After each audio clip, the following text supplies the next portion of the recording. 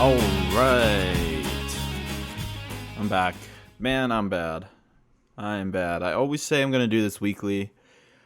I always say new episodes every Monday, new episodes every Friday, new episodes every whatever. It doesn't matter. I can never get it right. And, it doesn't really, I don't know. It doesn't matter, I guess. Who gives a shit? I care. I care, but apparently I can't do shit. I don't know shit, and I can't do shit. But welcome back. Episode 14 of I Don't Know Shit About Music. I've tried several different times. I've tried even different programming. I also wanted to do, and I still want to do this. I still want to do an I Don't Know Shit About Entertainment newscast where I go over, kind of everything that's going on in the entertainment world, because that's something I'm super interested in, but also, video games, man, and leisure, man, and all that other stuff, man, and, it's been, it's been, a time, to say the least. But speaking of video games, most of my time has been spent in a couple. About a month or two ago, I really got into Cities Skylines. And I know this is a music podcast, but god damn it, it's kind of all over the place. And if I can't even get the day right, maybe I don't even need to get the topic correct. But I digress. I've been playing a lot of Cities Skylines, and it mainly because you have to just dump hours into it before you are gonna know how to play the game. Unfortunately, that's how it is. There's a learning curve, and it kind of sucks. And there's a learning curve to figuring out that you don't like the game. I mean, I thought it was fun. I'm not going to lie. I did one city, and I got pretty far within it. I think I didn't get to the Metropolis, whatever the highest level is. I got to the second highest. And I had a good time playing it. I had a good time designing it. I love that you can name the streets and everything. But the only other city building experience I have in video games, not in real life, obviously, is Metropolismania. Now, Metropolismania is a game. Let's pull up the wiki, shall we? It is a game that came out in, I think, 2004, 2005. What is this? Metropolismania. 2001. Okay, it's very old. I got it. Yeah, actually, that makes more sense. I got it nearly right after it came out. So in 2001, when the game came out in North America, October 3rd, 2002, actually, a full year later. So I was 6 years old. However, the game definitely had a lasting impact on me up until the point where just a year or two ago, I started exploring emulators on my PC, and I'm going to touch on PC stuff in a bit as well. Again, no, if I can't focus on releasing episodes, I definitely can't focus on a single topic, so I'm just going to go crazy. But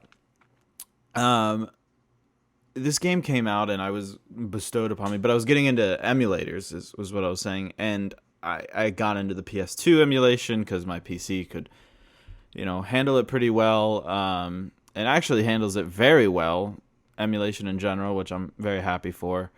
But besides the point, I played the shit out of it on an emulator, and this game crashed probably every 30 minutes. Fortunately, the emulators have save states, which honestly every game should have nowadays. I know there's like Dark Souls and other games where it's like that breaks the game to have a save state. But I play a lot of Skyrim, and I'm also going to touch on Fallout very shortly. They have quick save, Fallout New Vegas doesn't, but quick save, and it allows you to just quickly save and then continue playing, and that's fantastic because it's basically a save state. So in Metropolismania, it took me a while to learn, and eventually I just bound it to my keyboard to, it was like Alt F4 or whatever, Alt Tab, but to just save the game immediately. And that worked for a while, but eventually I just got so fucking sick of it that I was like, I can't play this anymore. I risked, several viruses, downloading all these different ISOs for Metropolismania with weird names. I mean, it was looking like LimeWire. All these, where it was like not the name did not represent the game, but the people were like, "Trust me, the game's in there." And you're like, "Okay, I don't know what else I'm downloading with this." But didn't matter what ISO I downloaded. It seemed it came from the same source no matter what, and it was a faulty source. I have since found newer uploads, and I haven't tried them yet, but I'm hoping that one day when I get back to this PS2 emulator, that I can download that, and hopefully it doesn't crash as much. Because the wonderful thing about the save states is it doesn't matter which ISO you download, you can just use that save state on another ISO. So I played 4 or 5 different ISOs using the same set of save states, which was nice because I could try a new one and not lose all my progress. Now, if you have not heard of Metropolismania, completely understandable. I think the budget was about $5. It was a Japanese game that came out in 2001, September 2001 in Japan, made by Media Factory, the Japanese version, and Natsumi, the North American European version. Known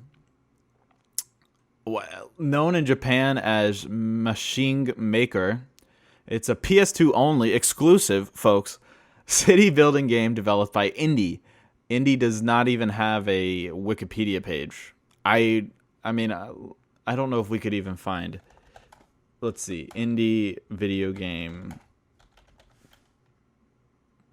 And the funny thing is, when you type in indie, it's INDI, by the way. But when you type in indie, it's gonna give you results for INDIE, independent video game publishers. They have a LinkedIn. It looks like. Is it the same? It is. It's Chinese, apparently. Here we go. Is an innovative game company for empowering Asian game developers with highly experienced game developing staff from Asian countries. Our services include the details below: game development engine service, 2D, 3D. Okay, so it looks like there's still. Oh no, it's not Chinese. Looks like they have an office in Vietnam and Japan. Okay. Pretty cool, I guess, that they're still around. But you're not going to be able to find a whole lot of information on them, is what I'm trying to say. Regardless, the game was developed by Indie. The object of the game is to interact with NPCs in order to populate various towns. So you were a man dressed in a bright yellow suit, and you were constantly made fun of by the inhabitants of your town. And you would go around. Basically, you'd be dropped in the middle of an empty space of land, and you had a stick of chalk to draw the roads. And then you had basically a Rolodex of permits and applications of people that wanted to move into your city. And then you built the roads, but if you built the roads, these people would just immediately move in, completely losing all of your zoning plans, and it was a mess. Which is something I really didn't like about the game. I thought it kind of broke the game, and your first few cities were going to be garbage because of that. So my newest playthroughs, I would place the homes first, but everything is based on a grid because it's an old game, so you have a very rigid grid you have to stick to. However, the grid and the roads sometimes don't match up. So you could have a house that's say everything's a 1x1 block. The road is each piece of road that you draw is a 2x2 square. Now the homes could be 2x2 or 3x3.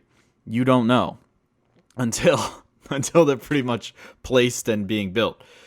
So once those homes are built and you have a row of 2x2 homes next to a row of 3x3 homes, some of those houses aren't going to be butt up right to the street, meaning they're not going to have street access, meaning you're going to cuck them, and they're going to be pissed at you.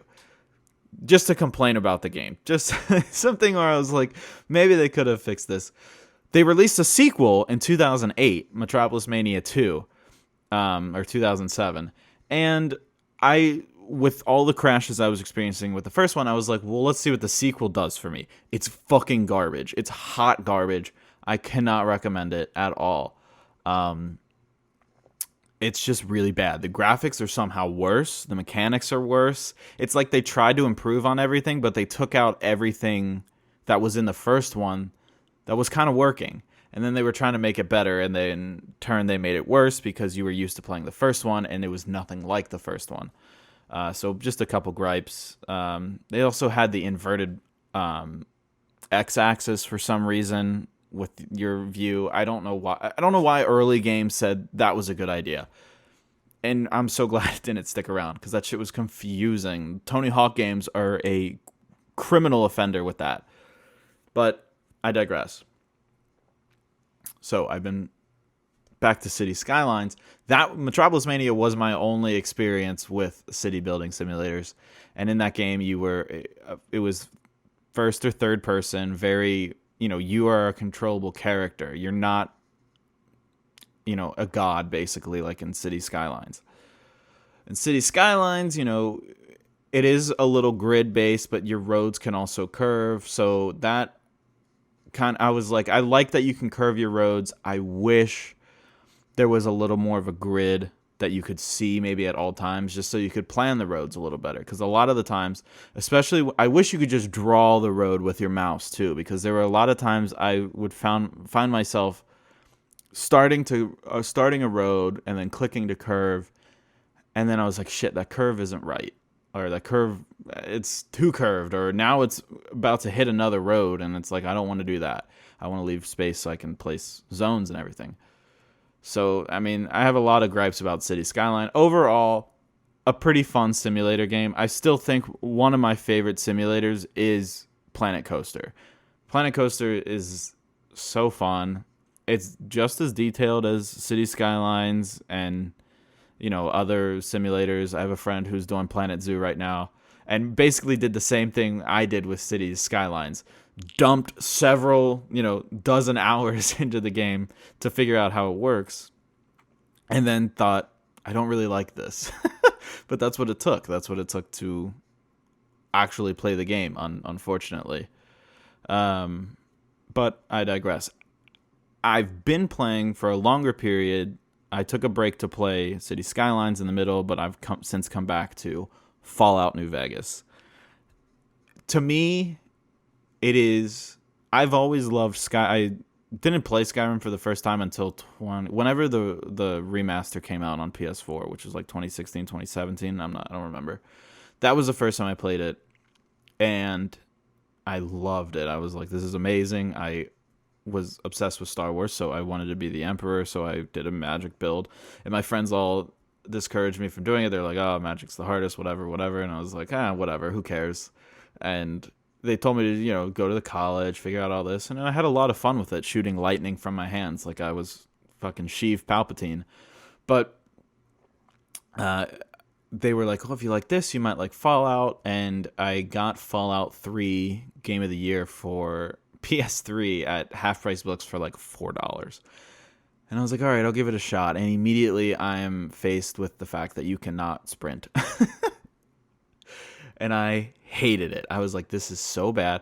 Also, Fallout 3 is so bleak looking, so colorless, so, I don't know. Coming from Skyrim Remaster, or whatever the hell they did for PS4, to Fallout 3 Game of the, the original, was jarring, to say the least. And I fucking played Metropolismania on a PS2 emulator on my PC that could run Cyberpunk. So, graphics are not usually as huge a deal for me, or gameplay mechanics. But man, Fallout 3 was really difficult for me to get into, and I maybe put in 2 or 3 hours. I got through the birthday party at the beginning and, all the character customization, but I just couldn't keep playing. When did I get Fallout New Vegas? I can't even remember, but I didn't play it for a while. It was just on sale on Steam. It was all the DLCs again, very cheap, probably like $4 or $5. That's why I got it. This podcast is brought to you by Earl Grey Tea. And I eventually downloaded it and I was like, okay, I'm going to give it a shot. And I played and I immediately cucked my playthrough. I was severely underpowered and went to like wherever the Nightkin were walking around. I forget I think it's Repcon, if I'm not mistaken.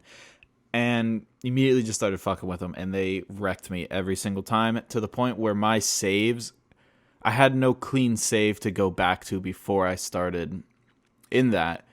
So I would have had to just restart the game or figure out a way to get out of there. And I just quit. I put the game down for maybe a year and a half. I came back to it a couple months ago, and I said, I'm going to do this correctly because I was just fiending to play a good RPG. I mean, I played Cyberpunk. I recently re-downloaded Outer Worlds on my girlfriend's Xbox, and I was like kind of messing around with that, and I was like, honestly, this isn't just, it's not scratching the itch that that Skyrim could scratch. And I didn't want to play Skyrim again because I've done 2 very full playthroughs, and I could still do more on either playthrough, but I was just like, let's try something new. So I went back to New Vegas, started a brand new playthrough, and I am an complete NCR fanboy in this playthrough. It's hilarious. I do anything to suck off the NCR's dick, and it's so fun. And I'm loving the game, and I feel like there's a lot of cool things. Again, still faced with the harsh reality that you cannot sprint. But I found the map is actually a lot smaller than it seems to be.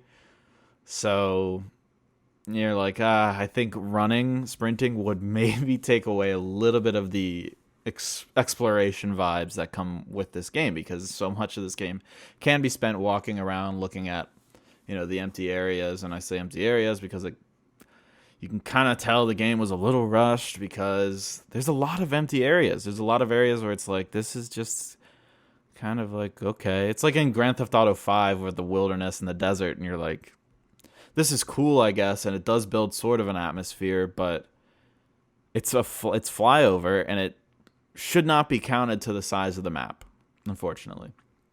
And I think it's funny that, I've heard people talk about Skyrim back in the day and the OG when it first came out, and the loading screens. I mean, people would be like, oh yeah, it's snack time, bathroom break time, and everything. Here with Fallout New Vegas on my computer, fast traveling is faster than walking, even when you can see your destination, over the horizon. You might as well just fast travel. I mean, you can't even read the hints on the loading screens. It just loads so fast because it's such an old game on brand new hardware.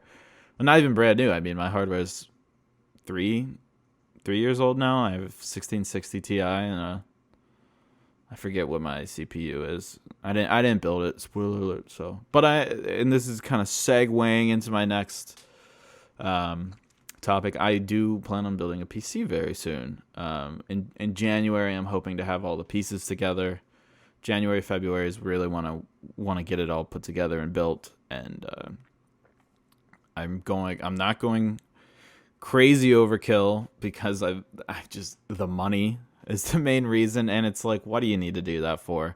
I'm going overkill enough. I'm getting a Ryzen 9 5950 for the CPU. I'm going all AMD, especially recently with the shit that's going on with NVIDIA. So I'm getting a 6900 XT GPU, not a 6950, because I'm like, what? The extra $250 for that is it worth it? I haven't seen it be worth it. So 6900 XT, and then but with NVIDIA, they're like, EVGA dropped out as a AIB, and now all these 4090s melting, the cables, and it's not necessarily the cables, they're melting the plastic keying, but it's still dangerous. You've seen fires, you've seen just melting components is never good, especially when it's a $1,600 graphic card, and $2,000 if you're buying anybody else's, and it's like, I don't know. But also they got some sort of predatory, selling methods where they don't really want to, you know, they're trying to manipulate the market so they still have 30 series being sold while 40 series are out. So right now, a typical MSRP is when I'll be talking. For a 4090 is 1600, but a 3090 is 1500. So it's like, what is the incentive to buy either of those now, especially? But they're trying to keep their market full, I guess, after the price crash and whatever and the Bitcoin bullshit. Don't even get me started. Pissed that I've dumped so much money. Anyways, I'm going for an AMD build, 5950 and a 6900 XT. No, yeah, 6900 XT.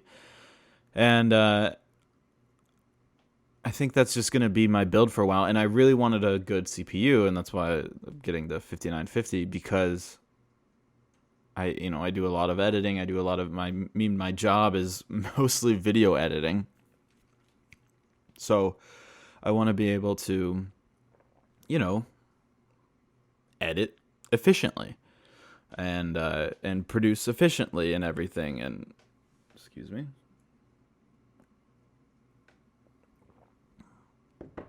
Again, podcast sponsored by Earl Grey Tea.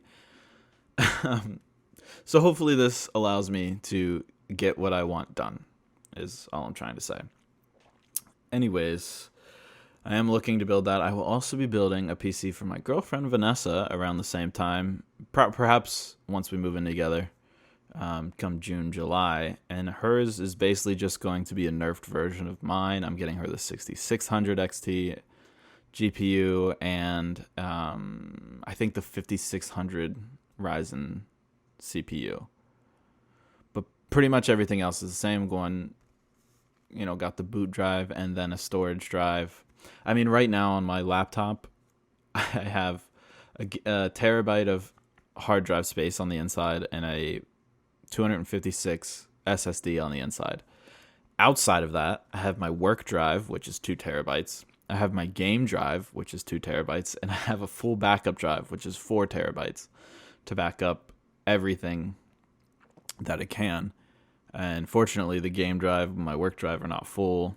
None of my drives are full. I never fill them, but it's a lot, and I want to be able to just consolidate all that into one because I have so many external, hard drives. So I want to be able to have it all on the inside, all condensed and just real nice looking. I mean, I have and this might make some people cringe. I have a hub. It's a Dell hub. It's a pretty nice hub, but it's still a hub with 2 of my hard drives plugged into it. And I just don't want to deal with that anymore. So the PC is that route that I'm trying to go for that case. And they're USB. It's USB. Yes, it's USB 3, but it's not NVMe. It's not fast enough. It's not. Regardless. Moving on, when I say I want it for producing and everything, I mean, I produce most of my music in Reaper, which I highly recommend. It's free to try, and then only $60. So you can buy, that's cheaper than Call of Duty. So I highly recommend you check out Reaper if you're listening. And it's not very CPU intensive. The plugins is really where it starts to come into play. And I think my CPU monitor is only capped out about 30 to 40% and that's when I'm rendering. That's not even when I'm mixing. So, something to keep in mind if you do want to go that route, but you don't have a very high-end CPU. Reaper is still pretty friendly on that front, and you can get decent VSTs and plugins that don't eat up so many of your resources. Reaper comes with a lot of VSTs that don't eat up resources. So there you go. However, talking about production and everything, the song you heard at the beginning and the other part that we'll be playing at the end of this is called Gossip About, and I finally submitted it for release. And I'm going to kind of document how this release goes. I submitted it a week ago on Monday, October 24th. and they said, the inspection process takes about 5 days. It is now Monday the 31st, and I have not heard from them yet. So we'll see. I'm giving them 5 business days. So by the end of today, if I haven't heard from them, and it said, by the way, it says up to, not at least. I made sure I read that because I didn't want to be a Karen about it and, complain or whatever. And they're like, well, it hasn't, we did say minimum 5 days. No, it says up to 5 days. And I read online about people getting theirs the next day. And I've read online about people not getting theirs for like 2 weeks, 3 weeks. Albeit some of those times were during COVID, when a lot of people decided they were going to become bedroom musicians and release their own music and everything. And so, there was an influx. There were services offering free distribution. Songtrader was one that I used for two singles because it was free, and I was like, oh, I'll give it a shot. And they have a pretty cool platform where you could submit into licensing. However, I have found it to be a little lackluster, and submitting your shit for licensing is incredibly difficult, and you will almost never get picked. Not to discourage anybody, if you are a type of musician that produces corporate friendly music, you're good for that. That might be your route to go. However, I'm just releasing music that A, I like to make, and B, I like to listen to, and that's not necessarily royalty free jingles, with a ukulele in the background. It's got guitar solos and stuff. It's fun, but it's not commercial music. So, it depends what you want to make. So I'm going with CD Baby for this release. And so far it's a very cool, it's a nice streamlined process outside of waiting for this inspection period to pass.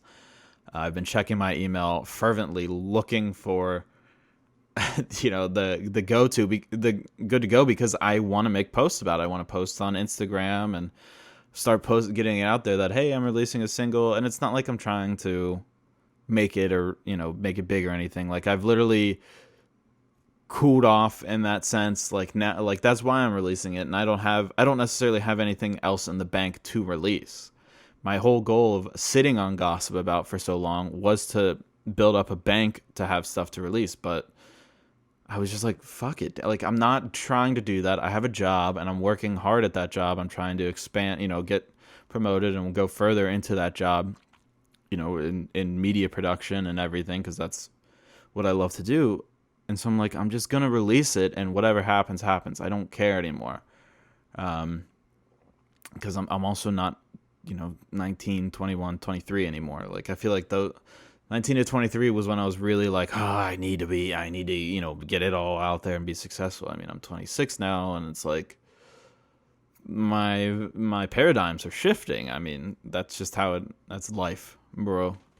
So, and I worked with a guy I went to school with who wanted to get a little bit into graphic art and graphic design and all that. And he hit me up about a year ago asking if I needed him to make any album art, and I was like, definitely I would love to work with you on that here. And I sent him a very early draft of Gossip About, and I was like, here's what I was thinking. And this is when I was still the Wasp and everything.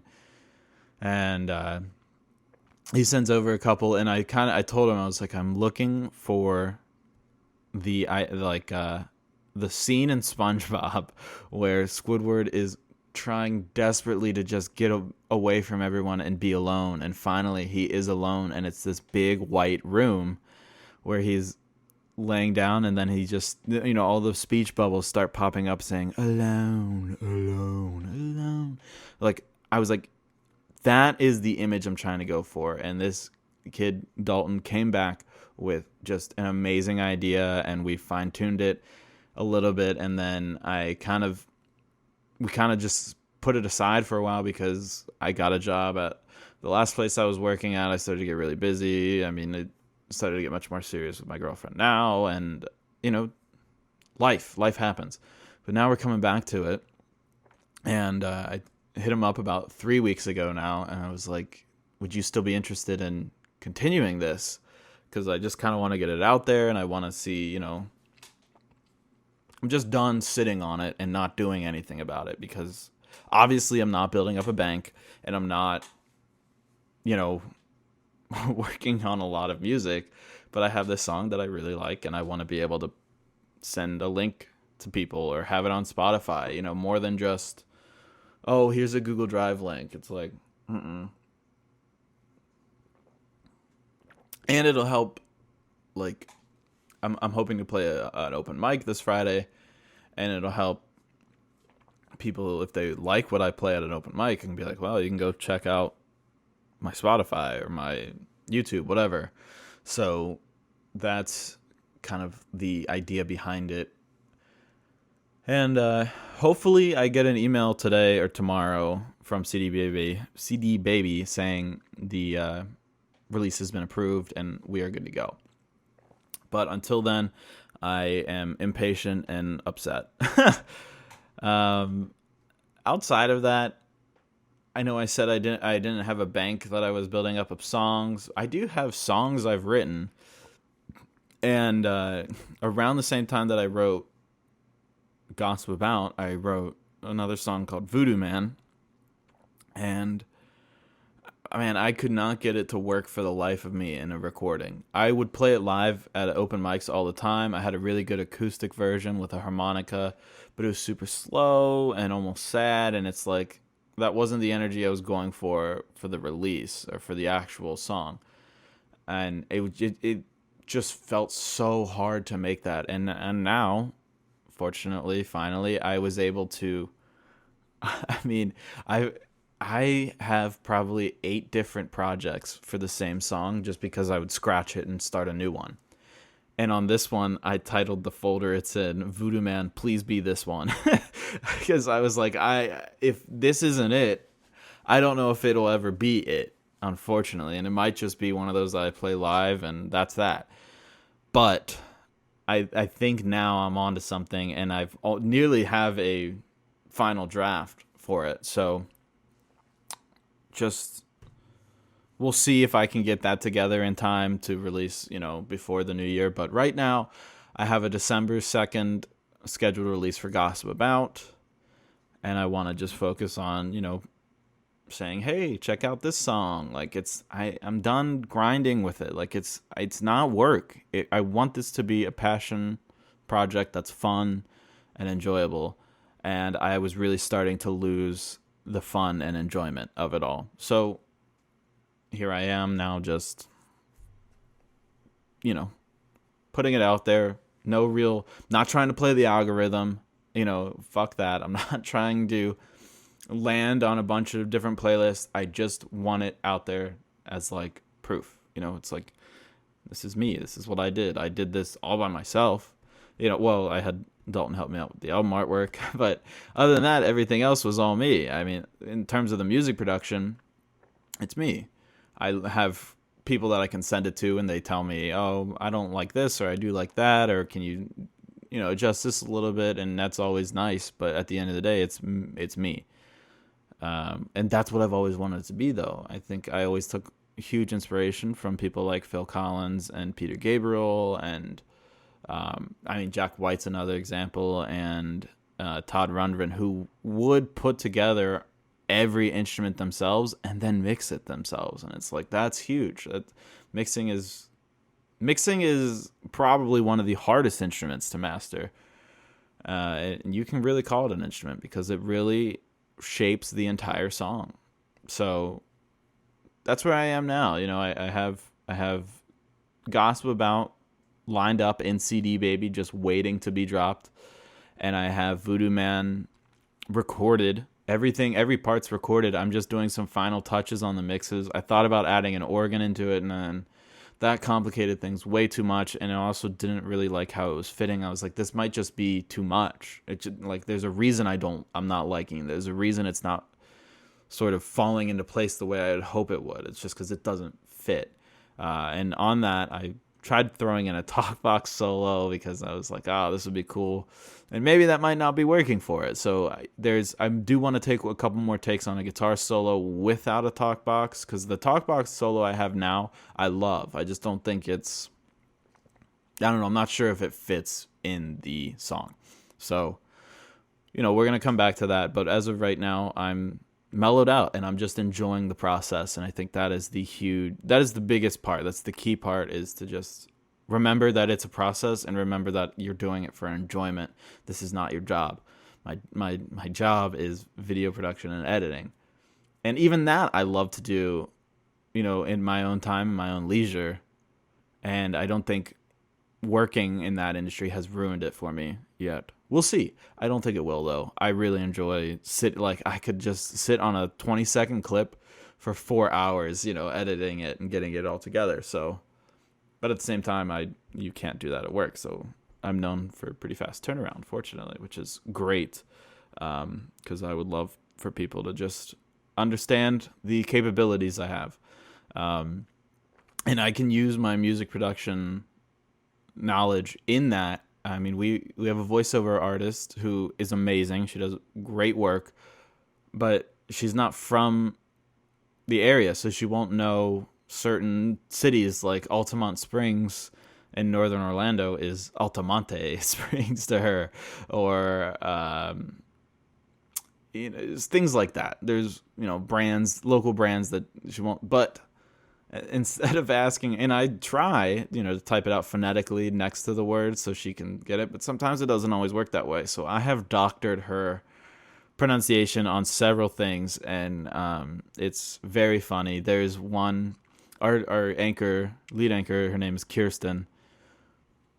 Our voiceover artist pronounced it Kirsten, but in that same voiceover, she said the word volunteers. I took the ear out of volunteer and put it after the k sound in Kirsten, and took out the and everything, and smoothed it over a little bit. Boom, Kirsten.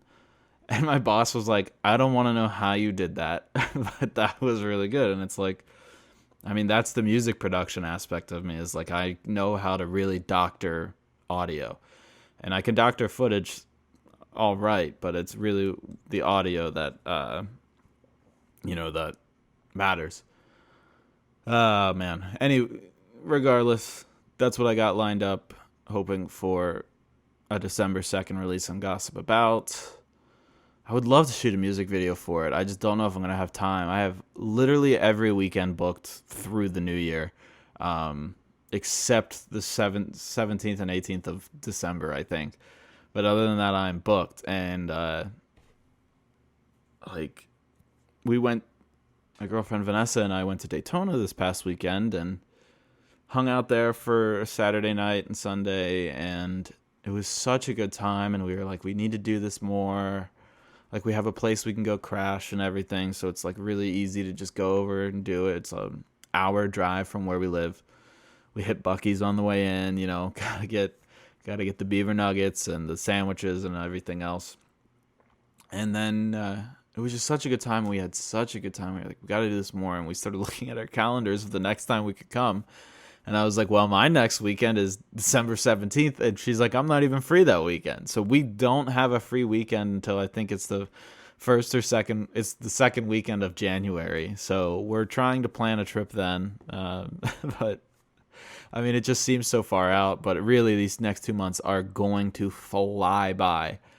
So I'm very excited about everything going on, and we filmed a lot while we were in Daytona, and we're trying to film more. We're trying to record ourselves more and get kind of into those habits. And we're not even going to release anything. Like, we're going to try to record a podcast episode later this week, literally to release to no one, just to start getting into those habits and figuring out the quirks and the kinks of these processes, and see where it goes. Because at the end of the day, we like content creation, and that's kind of like always been our things. I mean, she's had several different Instagrams of her.